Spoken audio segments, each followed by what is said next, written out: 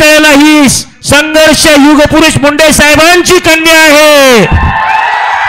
अमर रहे, अमर रहे, अमर रहे, अमर रहे।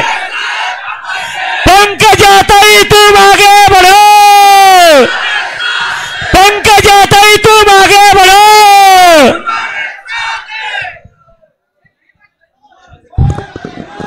सर्वांना विनंती आहे, कृपया ताईचं भाषण ऐकायचं, कोणीही गोंधळ करू नये, शांतता राखा। रिसोड,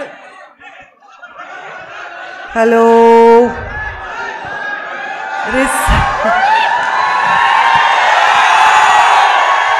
रिसोड मालेगाव विधानसभा मतदारसंघाच्या महायुतीच्या अधिकृत उमेदवार भाजपा, शिवसेना आणि राष्ट्रवादी या महायुतीच्या अधिकृत उमेदवार फोननी शूटिंग करणारे हात खाली करा, त्यांना मागच्यांना दिसे ना, बरोबर आहे ना? बरं, आता भाषण करू का नाही करायचं? मी भाषण बंद करू का? करू ना? मग हाताची घडी तोंडावर बोट, हाताची घडी तोंडावर बोट।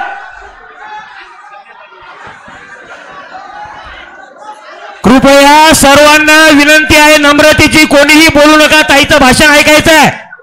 तुमचं ते ऐकणार नाहीत, हे काढा।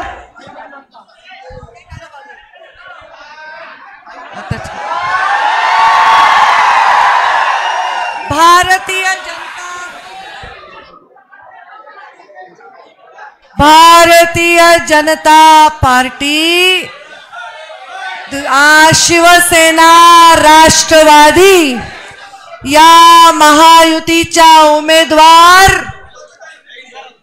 अधिकृत उमेदवार भावनाताई गवई यांच्या प्रचारार्थ या मंचावर उपस्थित असलेले, ज्यांना आत्ताच आम्ही प्रचाराला गेलो होतो, खासदारही झाले आणि केंद्रीय मंत्रीही झाले, ते आदरणीय प्रतापरावजी जाधव, मंचावर उपस्थित माजी आमदार आणि मुंडे साहेबांचे अत्यंत जवळचे स्नेही आदरणीय विजयरावजी जाधव, मंचावर उपस्थित भारतीय जनता पार्टीचे जिल्ह्याचे अध्यक्ष, माझे बंधू, मी पहिल्यांदा राजकारणात इथे आले तेव्हा मला जे एक चेहरा दिसला होता ते आमचे श्याम भाऊ,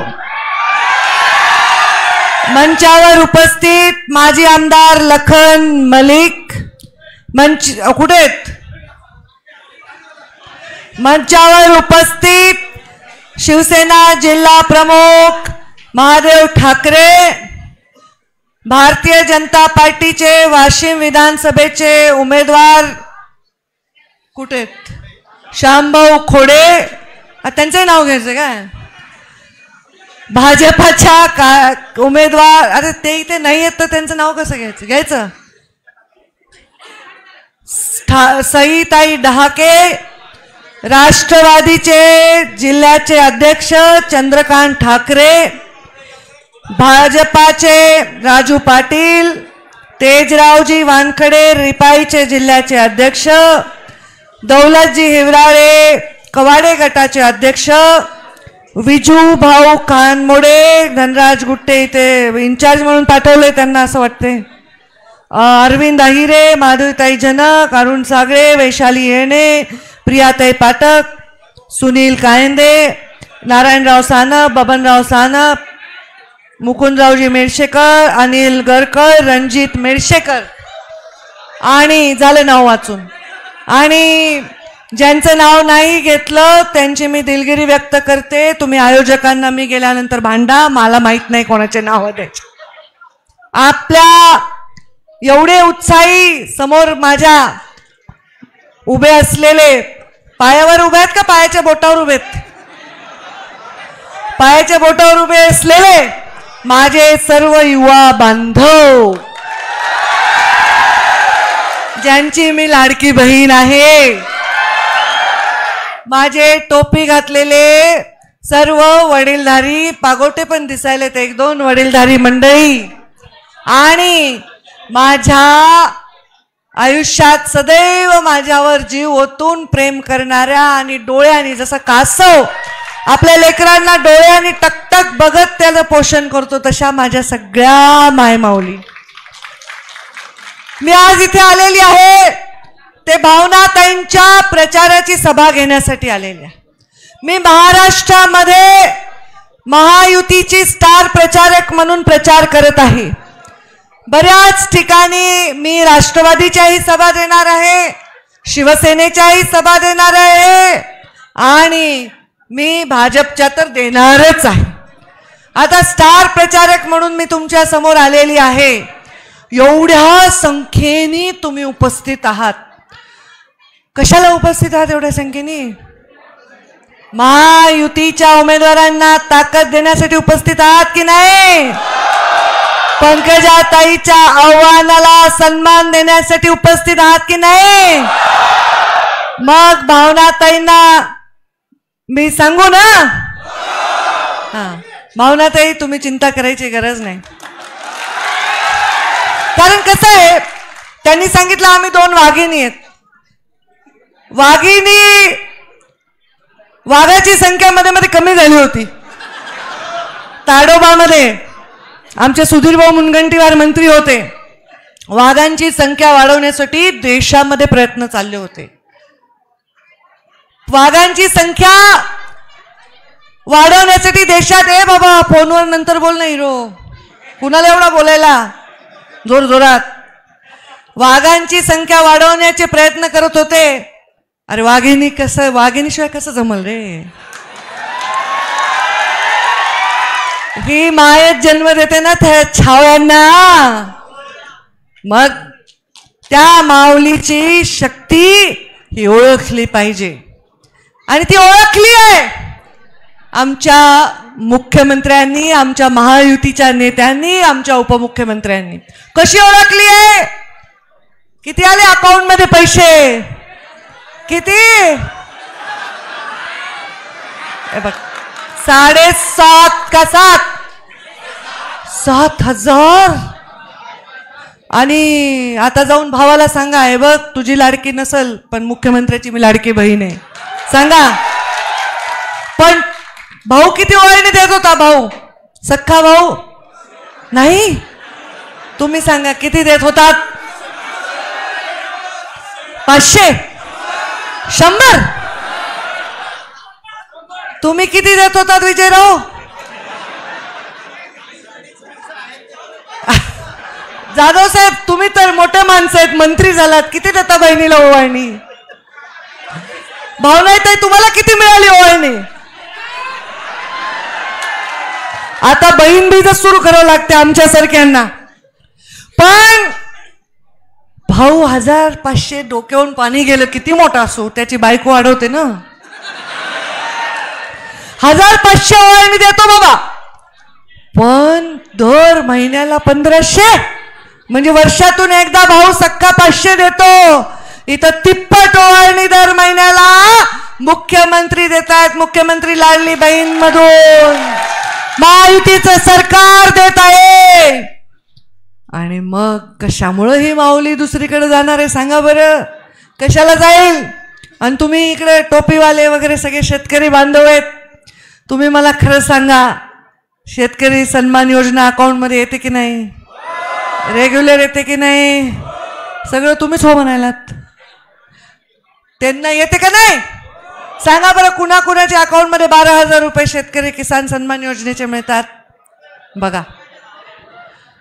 मग भावाची पण काळजी आहे आणि बहिणीची पण काळजी आहे. आता शेतकऱ्यांना थोडा त्रास झाला, थोडंसं अडचण झाली, थोडी नाराजी पण आली लोकसभेला, म्हणून कृषी पंपाचं 100% बिल कुणी रे माफ केला? महायुतीच्या सरकारने. झालं की नाही? 0 झालंय का? 0. मग तुम्ही समोरच्या महाविकास आघाडीच्या उमेदवाराला 0 करणार नाही का? मग जर तुमचं बिल 0 होतंय तुमच्या अकाउंटमध्ये प्रधानमंत्री नरेंद्र मोदी कृषी सन्मान योजनाचे पैसे आणि महायुतीचं राज्य सरकार टाकते।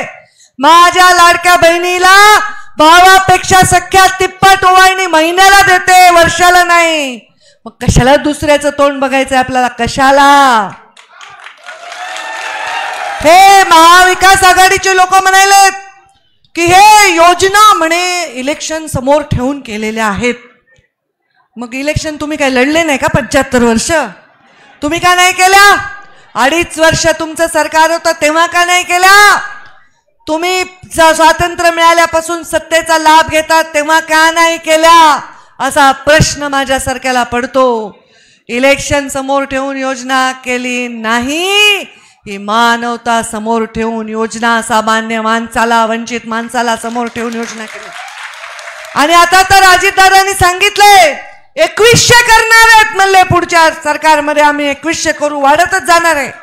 मी मध्य प्रदेशमध्ये काम केलं।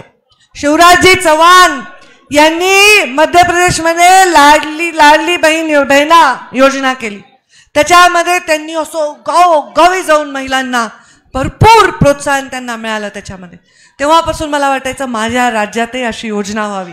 ही अशी योजना ही आपल्यासाठी अत्यंत चांगली योजना आहे। सगळ्या योजना नरेंद्र मोदींच्या नेतृत्वाखाली महायुतीच्या सरकारमध्ये एकनाथजी शिंदे मुख्यमंत्री आहेत, ते करतायत सर्व नरेंद्र मोदींच्या नेतृत्वाखाली या राज्याला सुजलाम सुफलाम करण्याचं काम। अशा वेळी आपलं मत हे कुठेही बाहेर जाता कामा नये। पण तरी पण तुम्हाला नाही दम पडत, ताईला आणा, ताईला आणा, ताईला आणा, ताईला आणा, ते भावनाताईंना तुम्ही निव्वळ डोकं खराब करून टाक। हे माणसं तर वाशिमचे कुठे तुम्ही आता बाहेर देशातच यायचे राहिले होते मला बोलवायला।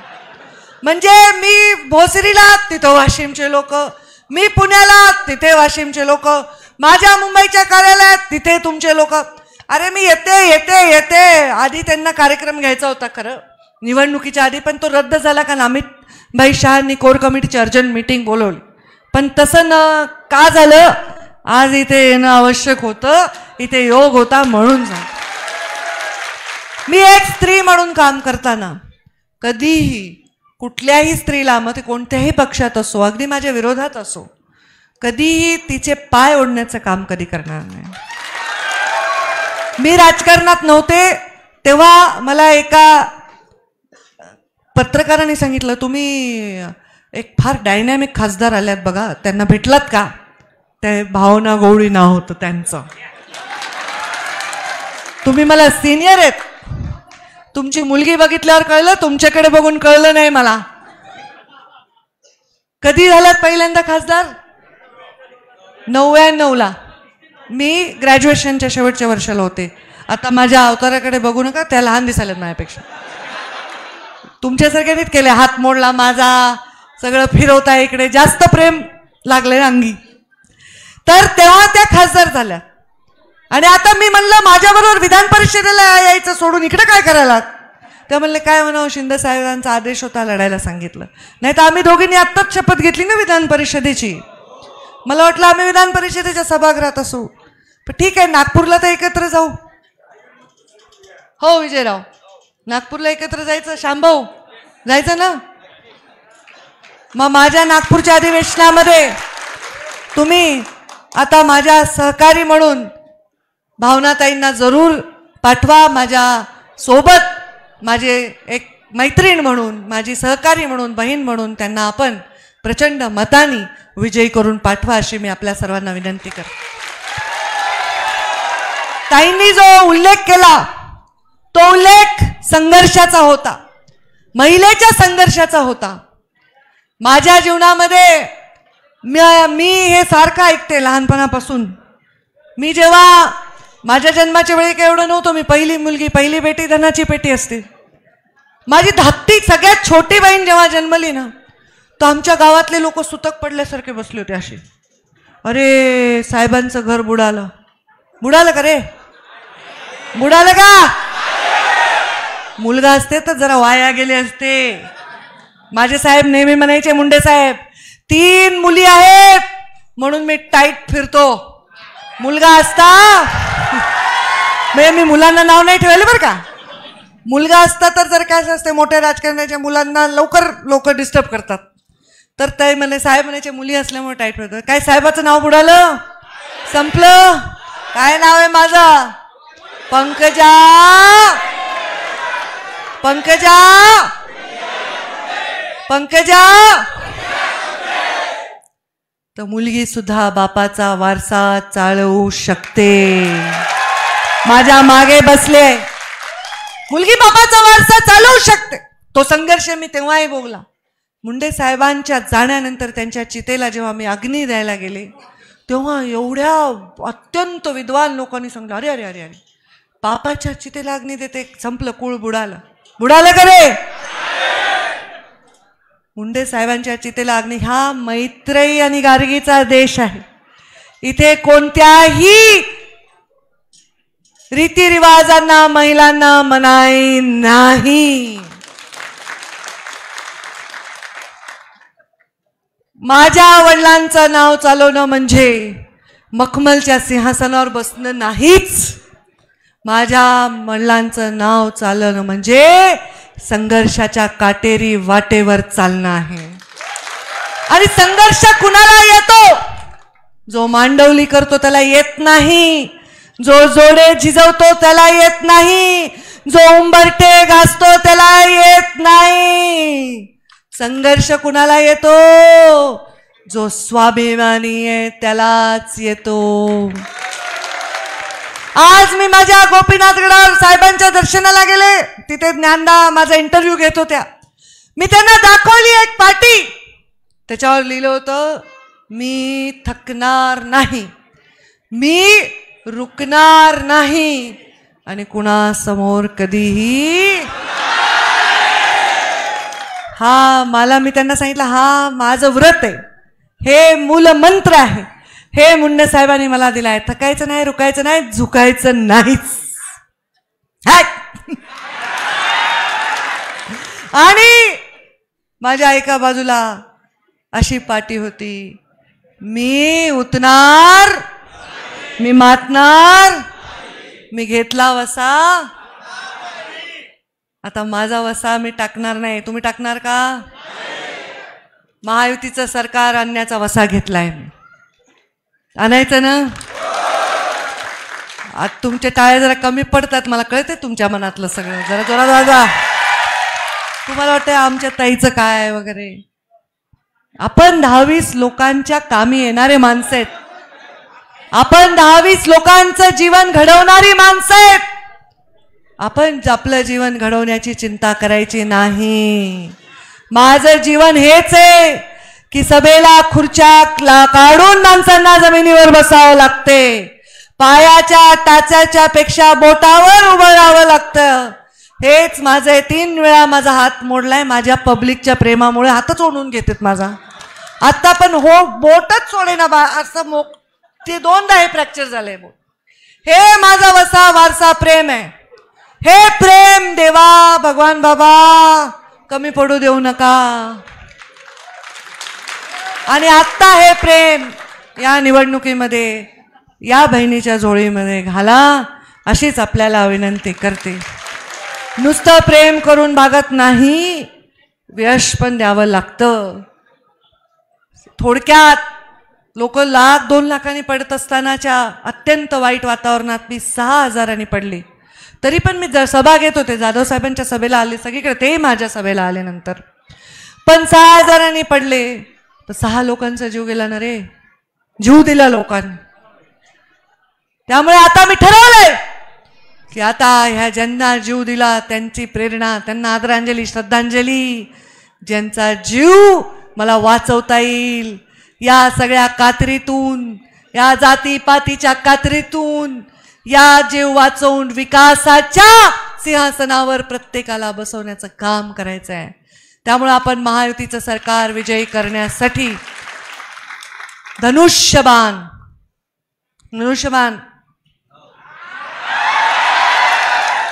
लक्षात ठेवा. धनुष्यबाणासमोरचं बटन दाबा. आपलं काम झालेलं आहे. आता त्यांना मतं वाढवू द्या. तुम्ही तुमचं काम करा आणि भावना ताईंना विजयी करा. असं आव्हान आपल्याला करते। फार योजना, फार आकडेवारी, फार मी काही सांगणार नाही। पुढची सभाला मला जायचंय। माझ्या समोर हात वर करा सगळेजण, हात वर करून हाताच्या मुठी आवळा। माझा एक हात मोडलाय, तुम्ही दोन्ही हात वर करा आणि सांगा महायुतीचा, महायुतीचा। सगळ्यांना भावना त्यांच्या पाठीमागे ताकद द्या असं आग्रहाचं आव्हान करते आणि माझ्या वाणीला विराम देते।